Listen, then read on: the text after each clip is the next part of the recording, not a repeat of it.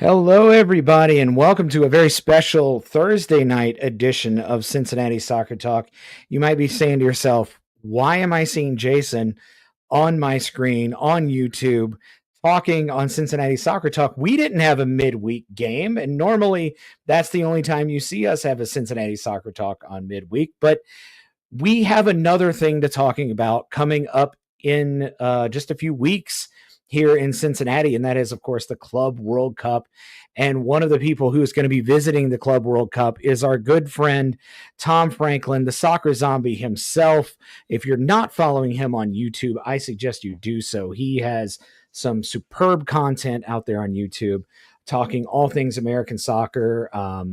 USL even started a non-league USA series that I'm sure we're going to talk about. But he's going to be here in Cincinnati coming up in a few weeks, and we're here to talk to him about that, his YouTube channel, American soccer in general. And he is rocking one of the best, if not the best, kits in all of American soccer, the Portland Hearts of Pine. Let's give a big welcome to Tom Franklin, the soccer zombie. Tom, how are you doing, buddy? I am so happy after that intro because you mentioned all sorts of things that we're going to be talking about, and not once did you mention these guys over here, St. Louis City. I am kind of done talking about them for a little while. I covered them on my channel, and I'm having regrets about covering them this year because. Yeah, it's not.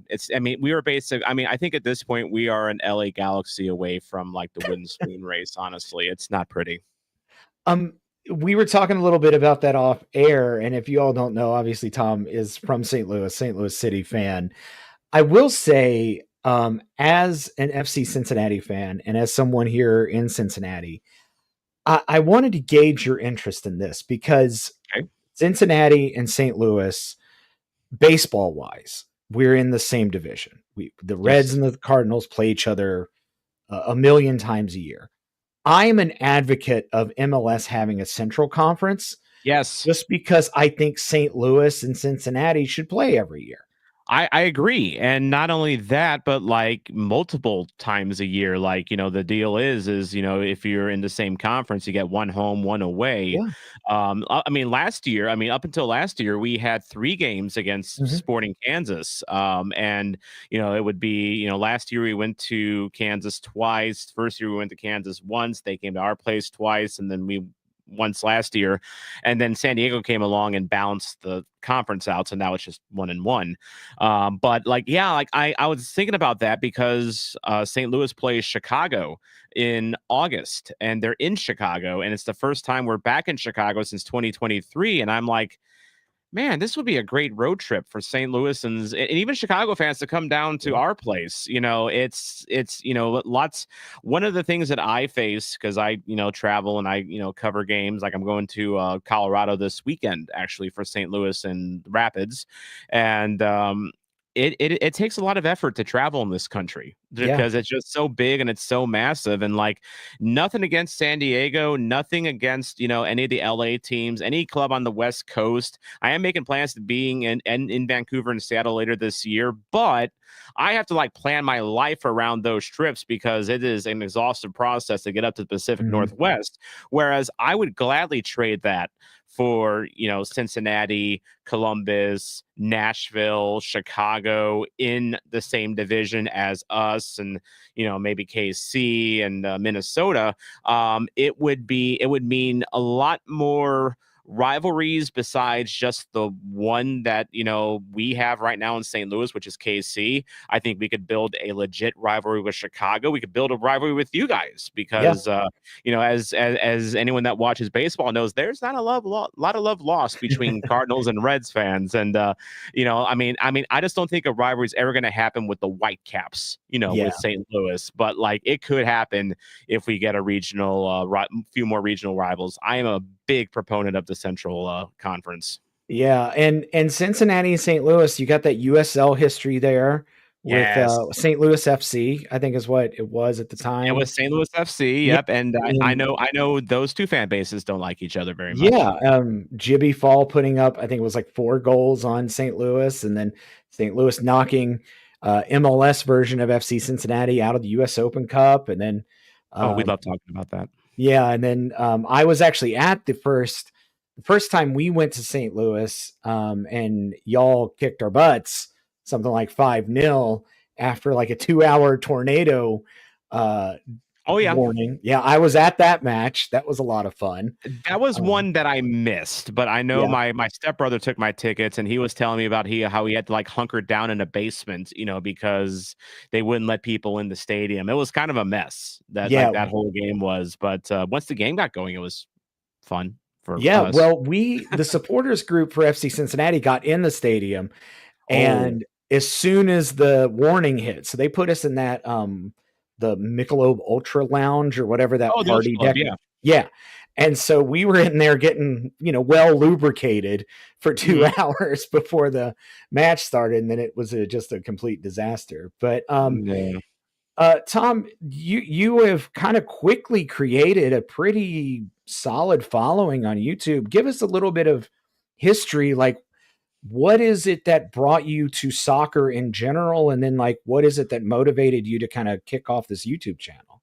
Well, it's a combination of things. Number one, soccer's been a part of my life for all my life. I played soccer growing up. My dad married into a very soccer rabid family, especially when it comes to like the U.S. men's and women's national team. Mhm. And it's just always been kind of in the periphery of my life. Like um i I didn't really get in like super duper ultra into soccer until St. Louis City came around, honestly. Um because I'm one of those fans that like if I don't have a local rooting interest, I kind of don't care, and so like I didn't really watch much MLS at all, Yeah. until St. Louis came around. I am a Liverpool supporter. I got this in Liverpool last year. Jurgen Klopp, the goat himself. But I picked Liverpool in 2007 because early days of YouTube, you can think back to the old YouTube layout, everything was boxy and Mhm. just very 2000s. I stumbled upon a video of the fans at Anfield chanting "You'll never walk alone." And it just blew my mind that, 40,000 plus people were belting out this semi-obscure 60s, kind of sort of hit, and it's just like the passion behind it just kind of got me really interested in it. And not only that, but I'm a Beatles fan, so it's Yeah. Liverpool is a natural fit for me. But I kind of followed them casually over the years, and during that time, I was working in news. I was a news guy. I worked Mhm. 13 years in radio and one in TV, and again, soccer had been part of all my life, but like I didn't get back to St. Louis until 2019. So like I only went to one St. Louis FC game, which is kind of a regret of mine, as we'll get Mhm. into as we talk about my journey. But I left news in December of 2022. I walked away from it. Sometimes you just have to realize that it's just not for you anymore, and that was basically where I was. But the thing is, when you're in that field, when you are a news guy, when you are a journalist, it becomes a lot of who you are and how you self-identify. And December 2022, I'm walking out of Fox 2 in St. Louis for the last time, and I didn't know where I was going in life. Like I had another job lined up that I'm working for a local hospital now, which I do enjoy. I like helping people, but I didn't really know who I was. And Mhm. then St. Louis City comes around. I had season tickets for that. I was very lucky to get season tickets because there was intense demand for it, and my friend found a working link to get on the deposit list, and now he gets to go to games for free whenever he wants, just because he hooked me up. But just from the first few games of St. Louis, like being in the stadium, feeling the energy of the crowd, and of course we had the magical start, to Mhm. our MLS endeavors. It was like I started falling really deeply into everything involved with St. Louis City. It was also about the same time that I discovered FOTMob, which Yeah. is excellent app for tracking, the clubs that I follow. I follow, Roma's back there. I picked them up because they came to St. Louis to play Liverpool in 2016. I got to see Mo Salah score a goal against Liverpool, which was wild. I became a Doncaster Rovers fan because of St. Louis City, a Doncaster, England native. Reached out to me on the former Twitter and said, "Hey, I picked up St. Louis as my MLS club," and we just kind of got to talking. It's like, you know what, that's cool. You're from the middle of, I mean, it's not really the middle of nowhere in England, but like it's kind of a Not a very well-known city in England. Yeah. not particularly. It's not a small city, but it's not. It's just like it's kind of like a Cincinnati, basically. Yeah. Yeah. For lack of a better comparison. And this guy just randomly picked St. Louis. It's like, you know what? I respect that. I'm going to support Doncaster now. I went to Doncaster last year as part of my England trip. I went and saw 5 games in 5 days. One of them was Wrexham at Doncaster. It just so happened to work out that way, and Doncaster won. And as time went on, 2023, that season, I didn't do, my YouTube channel didn't exist. The thought of me even doing content was foreign to me, because one thing that St. Louis City has is we have a lot of podcasts. Podcasts. We are just overflowing with podcasts, and it's kind of obscene, honestly, how many podcasts that we have. And I was like, okay, what if I started? And someone actually told me, it's like, why don't you start a podcast? It's like, what am I going to add that these others don't already do? It's like the market's crowded. But then I was working at my hospital job at the time. I was working overnight, so I was working overnight 12s. So I worked from 7p to 7a, and I was bored. I work from home too. So I was just sitting here in my living room, just kind of like, well, because it's kind of quiet, in that job at like 2 a.m. And I was like, well, and so I did some research, and no one was really doing the YouTube thing for St. Louis City. Like there was a couple small creators, but like they weren't like doing like the consistent YouTube thing. It was just like I saw, I was like, hey, this is an opportunity, because I had a St. Louis Blues podcast, for a while, that I switched into video, and that got okay success. But like, I know what I'm doing. I know how to edit video. There's a clear need for YouTube, St. Louis content on YouTube. And I just like, okay, you know what? And where Soccer Zombie came about is because I was the one that came up with the chant for Roman Berkey here in St. Louis after Zombie by the Cranberries. Yeah. Our band supporters group, Florida Noise, they put out a call for player chants like at the beginning of the season, and I had just like was working out in the park next to me. I was just running laps, and like I had Zombie by the Cranberries just playing on a loop, because it's such an emotional song. It's a driving song. It's like a really good workout song. Yeah. And so I was thinking, like, man, this would be a good chant for someone. And I just went through like the roster, and I was like, nothing was working. And then I got to Berkey, and I was like, Berkey Zombie. It's like, so like that's how that came about, and they ran with it, and I was known as the Zombie guy. So it was like, I mean, I can do something with this. And so yeah, that's kind of how I got my start. Is just my venture kind of filled a void for me. It lets me use the skills that I had before in journalism, and along with some other skills I've acquired over the years. And it required a lot of things coming together. And thankfully they did. Yeah. Before we move forward, I want to give a big shout. We got to pay the bills. We're going to give a big shout to Apollo Home, one of our sponsors. Apollo Home's got a great deal right now. I'm going to do this without the ad read in front of me. So hopefully they remember, they don't get mad. Apollo Home, right above Tom. check them out, apollohome.com, and you can get, for CST listeners, a new HVAC system, $1,101 off of an HVAC system. Big shouts to Apollo Home. They've been with us for several years now. We love them. So the bills are paid.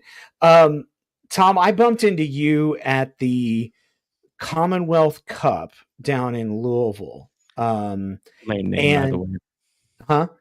That name is lame, by the way. It is. But as an American, I don't like it when Americans say Derby. That for some reason it rankles me a But you little have bit. the Kentucky Derby, Kentucky It's the Derby, Kentucky Kentucky Derby. Derby. We're Americans. We spell things correctly. um, but I was there with my brother and my nephew, and I bumped into you. But one of the things that I really like about your channel is, if you're like me and your YouTube algorithm is just full of soccer content, you get creators like Away Days and Stunt Peg and folks over in Europe where, a local soccer match is just a quick train ride away, but you're going out and you're actually hitting the road, and the Hearts of Pine gear is a testament to this. Tell us a little bit about some of the places that you've been this year, to kind of cover some soccer. Oh wow, this year. So first things first, like you mentioned, Away Days, Stun Peg. There's also like Fusion Josh is Mm-hmm. one. Footy Adventures is a good one. Um, Around the Grounds is another one that I follow. I actually got to meet the guy behind that channel in Doncaster last year. But like those are like I've been watching those for years, and so like I was like I'd always watch them and be like, man, I wish I could do that.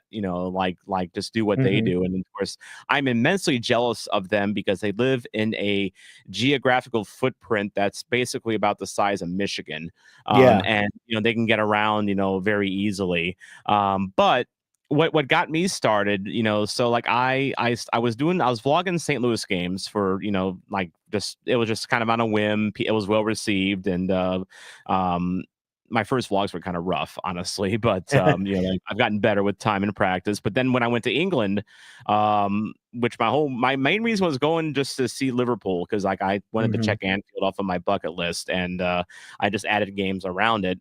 And like when I was leading up to that trip, it's like, what if I vlog these games? Just for the, I mean, just kind of like, the American fan angle, that tends to work with YouTube. And it's like, what the Mm-hmm. hell? I'll give it a shot. So I vlogged all 5 games, and they got like 20,000 views, like for 3 of them, like the three of the 5 that I did really well. That's And really, awesome. that's how I got monetized on YouTube, really, is because of that trip. But that kind of gave me the spark to like, okay, I can't go to England all the time. Like I haven't been back since. I don't know when I'll be back. I can't be in Europe all the time. But you know what? I'm in America, and guess what? We have soccer games here in America. And you know what? No one's really doing the vlogging thing for USL. So it's like, Mm-hmm. why not? So like the first game I ever did was Indy 11 versus North Carolina, and it was 2 days after their city's mayor announced the MLS bid. I had Yeah. planned on going before this announcement was made because it was an off weekend for St. Louis City, and Indianapolis is actually the closest USL club to St. Louis at Yeah. 3.5 hours, which is sad. And I hope we get some more clubs online in the coming years. Like I heard Peoria City might be going pro soon, but which would be nice because that's like 2.5 hours. But I went out to Indy 11, and I covered the story of of these fans that are whose club's on the brink because their mayor kind of pulled the rug out from under them with this MLS bid. And so, and just like the people there, like for one, I had gone to just that one USL game before, but Indy 11 fans, the Brickyard Battalion, I was in with that supporters group and just loved the energy of it, and I love that it just felt very, relatively grassroots, compared to like the lust and the allure of MLS, definitely more gritty at that level. And so I just kept doing vlogs. I traveling as I could, throughout 2024. I ended up traveling 10,000 miles Wow. in total, on soccer related trips last year. That's how I spend my discretionary money. Other people do drugs. Other people, other people, spend like ton of money on Pokemon cards. Which it's like, I know some people that are like that. It's like, okay, that's great, but you do you. I like to travel. I like to travel. I like to, and I've got something going with my channel. So this year I went to San Diego for their first ever home match. Mhm. San Diego FC, which was against St. Louis, which I like that tradition in MLS, by the way, because in 2023, our first home match was against Charlotte. They were the last expansion team. And Yeah. so they returned the favor for us, by being our opponents. And then now San Diego's the next expansion club. So we return the favor for San Diego. So Mm. whenever another club comes on down the line, San Diego's going to be the away team for that. I think that's really cool. But I've been to San Diego this year and like, I got the itch like right away. So like the next weekend, I went to Nashville. Nashville is about a 5-hour drive from St. Louis. My buddy has a cousin that lives in Nashville, and we were able to crash at his place, which that helps save money. Yeah. Yeah. Because you have to watch your dollars and cents when you're traveling in America.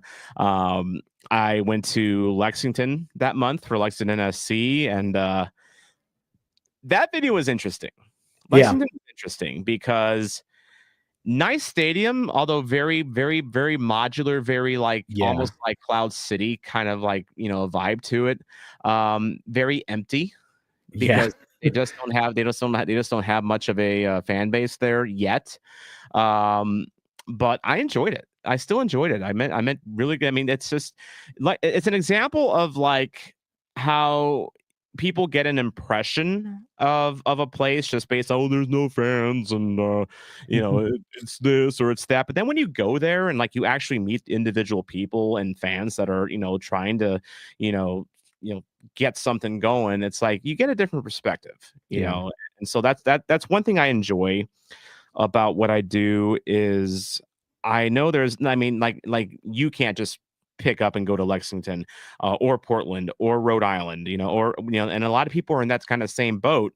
Me, I'm single with a cat. So like, I don't I have the ability to do this and I have the drive to do this and it's something that I enjoy doing and I've even, so Rhode Island Mhm. I went to Rhode Island, went to Portland for their home openers, May 3rd, May 4th, and both were amazing experiences in their own right. So that was my big trip this year. So Yeah. last year I went to England. This year I went to New England. Uh, but I had a supporter of my channel, actually the first ever paid supporter of my channel. Actually, he was originally from Boston and like Connecticut. He was like he grew up in that area, lived up in that area for a while, and he was like, "Hey, I'll accompany you. I'll help you out with travel and like because he knows he knows Wow. how to get around up there." So Dave Cotton, shout out American Groundhopper. Yeah, we Rhode Island was the march. I don't know if you watched the video for Rhode Yeah. Island. Yeah. The supporters march, probably the biggest in quantity of people that I've ever seen. That's awesome. There had to have been a good 600-700 people in Wow. that march, and that, like, I got to the stadium and I just stood and pointed my camera at the marchers, and it just kept going, and like that, like the whole string like took a minute, Mhm. for all the fans to like flock their way up, and like I stopped early. I probably could have gone another minute, honestly.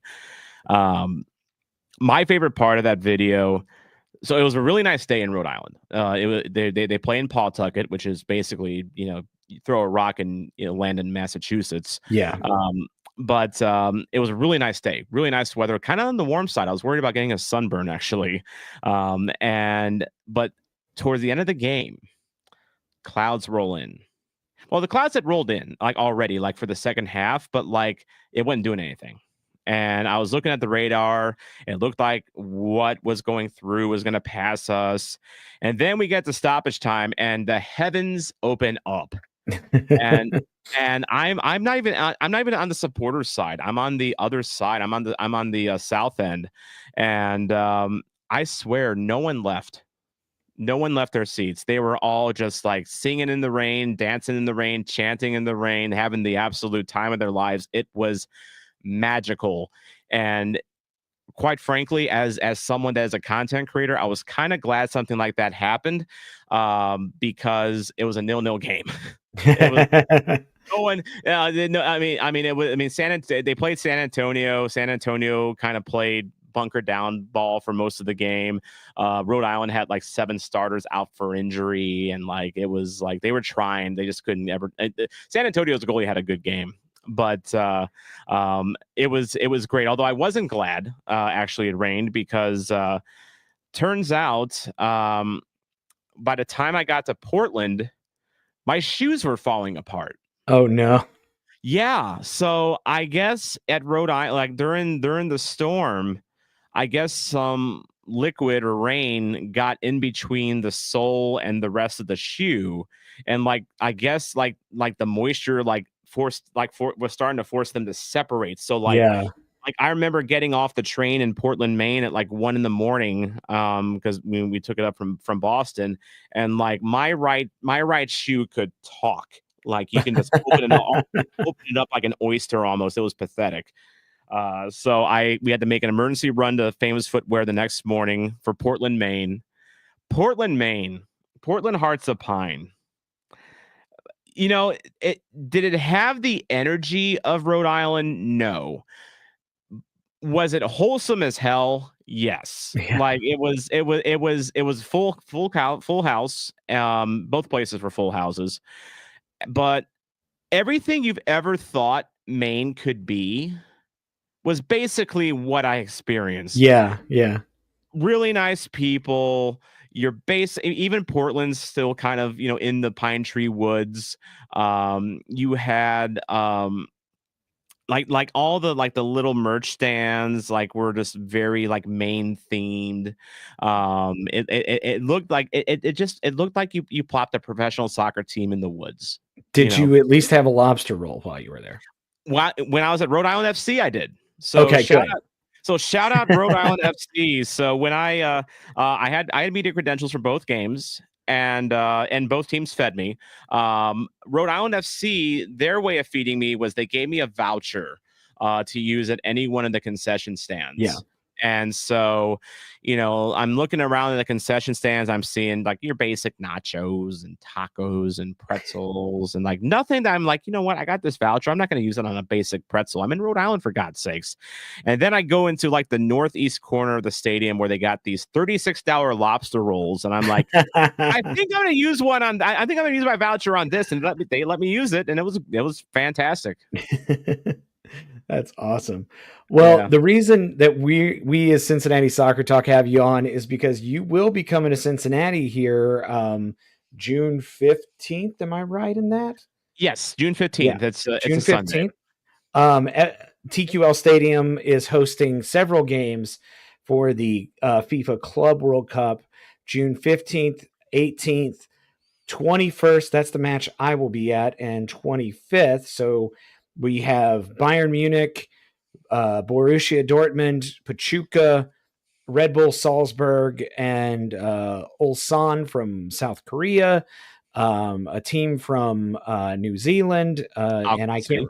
yeah, Auckland City, and Yep. I can't remember who I am seeing play Borussia Dortmund.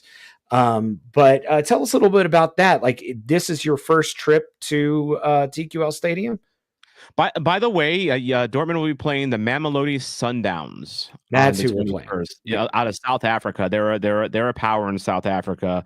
I think Dortmund should probably handle them still. probably. But so I'm seeing on the 15th, Bayern Munich versus Auckland City.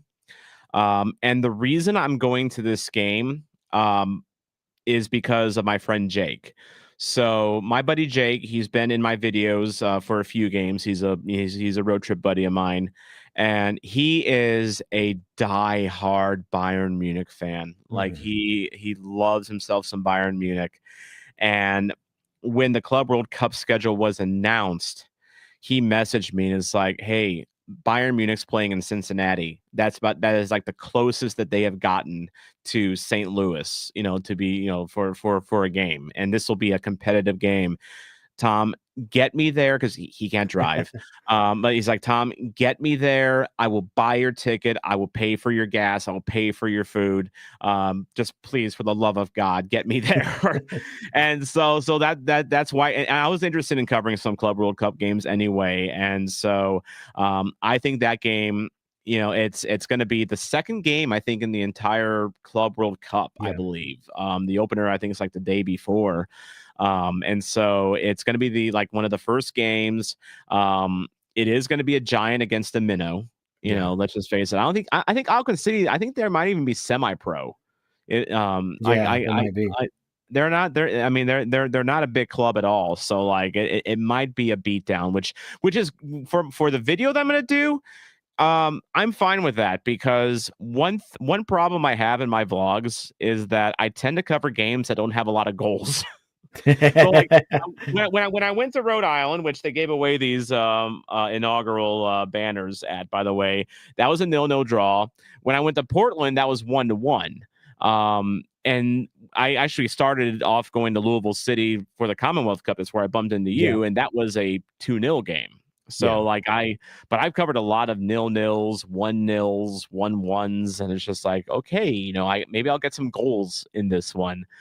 But I also was just I've always wanted to go to FC Cincinnati Stadium, because as you said, we don't play each other very much, and we just don't have the opportunity to visit. So like I think we went there last year, and I think you guys are probably coming to St. Louis this year, if I'm not mistaken, or are we even I don't think playing we this even year? play this year. Yeah, that's so stupid. It is so stupid. But anyway, I don't work for MLS clearly. And I probably went with comments like that. But no, it was a combination of my buddy really wanted to go, and I was interested in covering some games. And so far, that's the only one from the Club World Cup I'm covering at the moment. Mhm. Admittedly, and you may have noticed this as well, I'm kind of waiting to see what happens with ticket prices because Yeah. I think they priced these a little too high based They on might some of the have. availability I'm seeing. Yeah, while you're in Cincinnati. So, Munich is Cincinnati's sister city, Is and it? it is. And so if you ever talk to someone from Cincinnati, they'll talk about our German heritage, Oh, we do which, too. St. yeah. Louis. So, there's another YouTuber you need to check out. Her name is Feely from Germany. She's a young lady from Germany who lives in Cincinnati. But Okay. she does a video about the neighborhood where TQL Stadium is located called Over the Rhine. And it's this historic neighborhood where a lot of the German immigrants went and then they Okay. moved here. And Yeah. if you look at some of the storefronts, they still have like German writing on them. Oh, So wow. yeah, it'll be like, I don't know, Schultz's shoemaker or whatever, however you say that in German. I'm Yeah. Scots Irish. I don't know any German. Same. Yeah. I'm Yeah. I'm 2/3 German and I'm a quarter Scots Yeah. Irish. So I'm my whole family's hillbillies from Appalachia. So, not a lot of German there. But that's my mom's side. Yeah. yeah. But so I know there's a lot of local interest. And then I think that's why they also put Dortmund here too, is because of Mm. we love our German stuff here in Cincinnati. We have like the I largest Oktoberfest outside of Germany here in I Cincinnati. get that, and like in St. Louis, we have a big German Oh population in yeah. St. Louis Yeah. as well, and I think that's honestly one of the reasons why St. Louis City is so German heavy on players. Is I think they're trying to appeal to Yeah. that a little bit, but it's so funny. It's like you mentioned your German neighborhood. We have a German neighborhood in St. Louis called Bevo Mill Mhm. that still looks very German, but no Germans live there anymore. You know who lives there now? The Bosnians live there. The Bosnians took over the German neighborhood. All the Germans had moved out, and Yeah. then it kind of fell into kind of, just urban decay for a bit. And then when the Bosnian War happened in the 90s, a lot of Bosnians fled to St. Louis, and Yeah. we're like the biggest Bosnian population in America, and Yeah. they all went into the Bevo Mill neighborhood. Um, Bosnians. One thing I found about Bosnians is that they stick together. Like Yeah. they are super super tight knit, super good people. Like one of the non-league clubs that I'm covering for my channel, a team called BOFs, which literally means like best friends in like Hmm. Bosnian. It's run by a Bosnian. They have a lot of Bosnian players. Fun people, Yeah. good people. But like you mentioned, Munich's your sister city. Our sister city is Stuttgart. Okay. So like there's a German YouTuber by the name of Sasha Fox that he covered a St. Louis game last Mm. year, and then he went back to Germany for a bit and he covered a Stuttgart Kickers match. And in the video, he actually walked by I think it was a motorcycle or yeah, I think it was a motorcycle, but it was from St. Louis County, Oh, Missouri, yeah. and it was just part of our sister city swap. That's cool. Yeah, You mentioned, so we're super excited to have you come here. I can't wait to watch your video of the Club World Cup. You yeah. mentioned your non-league video series. I started watching that. I I think that's really cool because here in the US, we tend to think of soccer mostly at the professional level, but most of the teams that are out there are just dudes and gals and a mix of the two just out there kicking a ball around. Like Yeah. what kind of convinced you to make that series and get that started? Well, it was kind of another one of those perfect storm things because there is the Midwest Premier League is a semi-pro league of with divisions in St. Louis. We I have a think we division in have a few Iowa of and them. Omaha, Yeah. Michigan, Chicago area. They're a growing league, and well, I think one of the reasons they're trying to grow is so that they can get automatic Open Cup qualification. I think they're almost there in just numbers, but they actually just announced that they are linking up with the League for Clubs as well, which is like a bigger non-league league. Basically, Mhm. that I could do a whole video on how the League of Clubs came about, but we don't have time for that. But the Midwest Premier League, so they reshuffled the divisions a little bit this year, and now they had a division with 5 St. Louis area clubs and 1 club from Columbia, Missouri, which is just about like an hour and a half west of St. Louis. And so you have all these local clubs.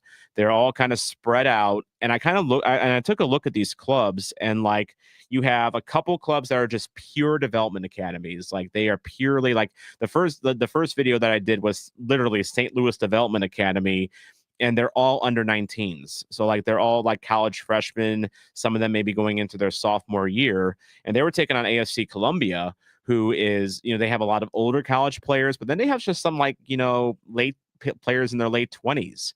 Um, the second game I did, Bofs, they played at Atar, which is kind of this quirky Egyptian themed club in on the Illinois side of the river.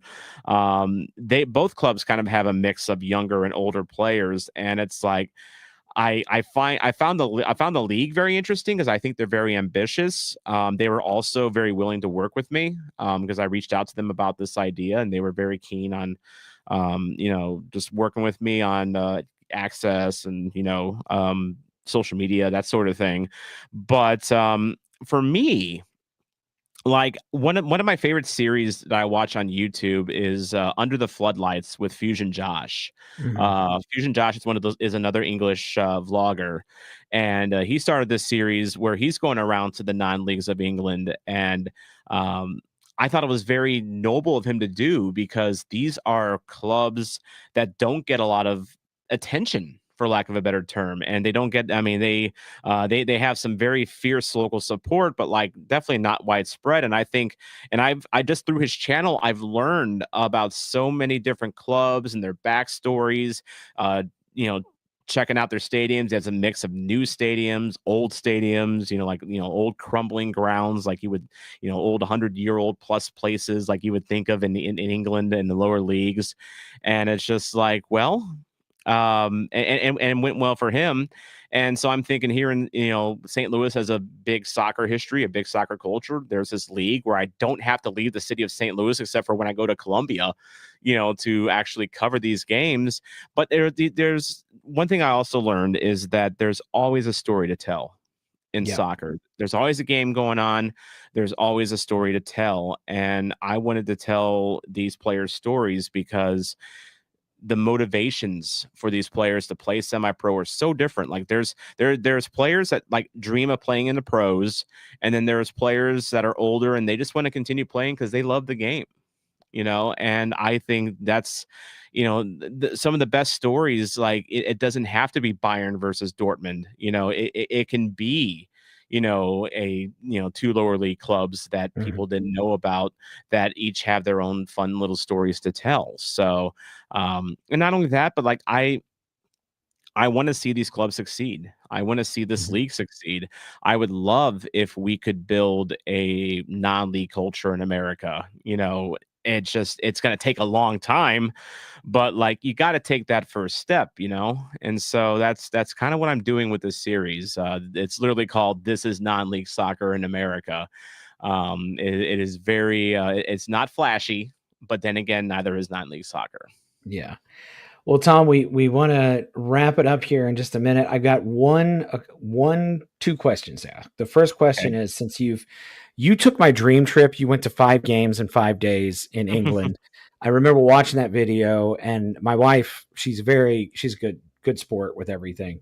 Not as big of a sports fan as me. And I asked her, honey, if we went to England, would you want to go to 5 games in 5 days? And she said, absolutely not. One game, and then the rest we've got to go do like other stuff. Um, of all of your travels so far, what has been your favorite stadium that you've visited? Favorite stadium? I would say number one with an absolute bullet, Anfield. Yeah. You talk about places that are absolute hallowed grounds that still have their character that has made it famous. I mean, Anfield is it. Mhm. And I will admit to some bias because I am a Well, yeah. Liverpool supporter and I've been a Liverpool supporter for a long time. But I liked all the places I went to when I was over there. So I went to Bolton Wanderers, first Mhm. game. The second game was Doncaster Rovers. Third game was the Etihad, Man City. Fourth game was Anfield, and then the fifth game was Bohemian FC in Ireland. They Yeah. play in a crumbling, charming little dump of a place Yeah, called yeah, Dingley yeah. Mount, but it was so just like it was it was like, and that's one of the reasons I'm doing my lower league series, is because like these little charming places like that, I find as much value out of that as I found. I had more fun at the Bohemian game than I did at Man City, Yeah. honestly. And even the game itself wasn't great, but I'm a big settings guy. And for me, Anfield just checked it off for me. It was absolute hallowed ground. And I don't want to say what I paid for my ticket, but it was not cheap because as an American, you kind of have to go the hospitality route for a lot Yeah. of the bigger Premier League clubs. I got lucky with Man City though, because I actually was able to buy a single from Man City. I had to become a member, but that's fine. I mean, I think everything costs like $60, so it's like, hey, when in Rome, right? But it's so funny you mentioned that your wife would not be very interested in that. So I'll never forget that on the sixth day of my trip, after the Bohemian game, I was going to be in Ireland for a couple days, and the day after the Bohemian game, I was slated to go on a Game of Thrones tour in Northern Ireland. It was Mhm. gonna be like a bus tour, and you tour like all the the TV show sites and stuff like that. And I remember after the Bohemian game, as much fun as I was having, I was exhausted. I was physically, mentally exhausted because I'm editing these videos and getting them out, like, while I'm Yeah. there. And I was done. And there was a storm that came through. It wasn't a bad storm, but it was enough to cancel the bus tour.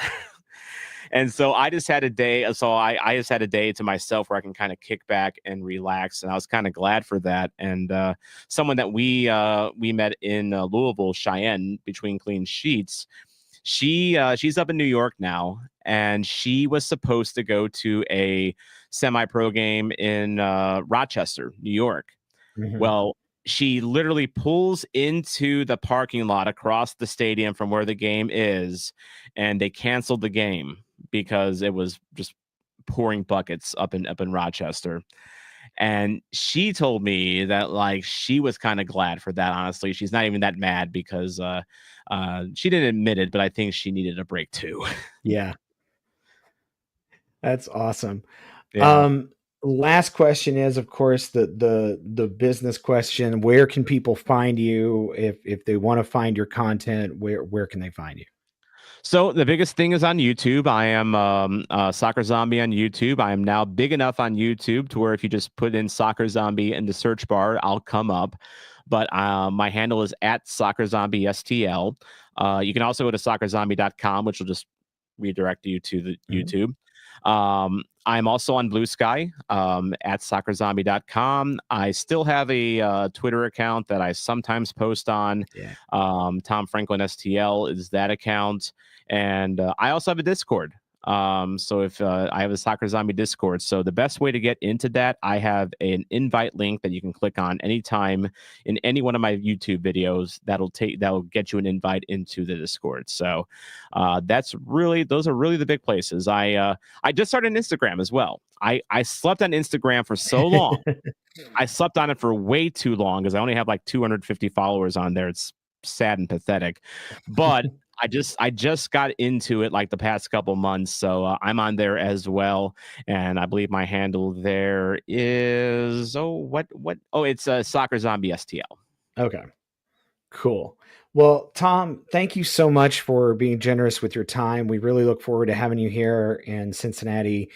Give me a shout when you head into town. I'm going to try to go to that game too if everything works Nice. out. But um, one of the great things about soccer is that it's not huge in America. And a lot of what we do is nerds like us talking online about the sport we love. And, guys like you and gals like Cheyenne and folks just, making the content is what makes all of American soccer so special. So thank you so much for taking the time to visit with us tonight.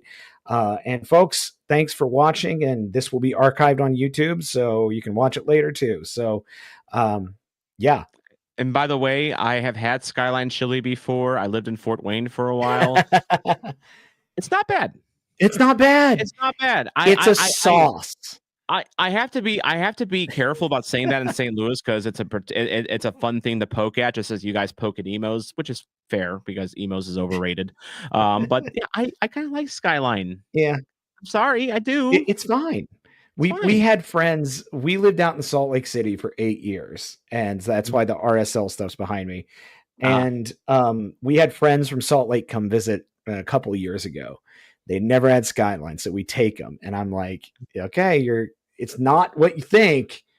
And they didn't want to tell me they didn't like it, but I mean, uh, no skin I, off my nose. I don't care. I can see where people wouldn't like it. Me, I'm a weirdo that likes weird things like that. Oh So yeah, that's just uh, me. I'll try anything. Yeah. Tom, again, thank you so much for your time. Folks, check out the Soccer Zombie on all the channels, and we will have our regularly scheduled podcast on Monday night. So until then, I'm Jason. See ya.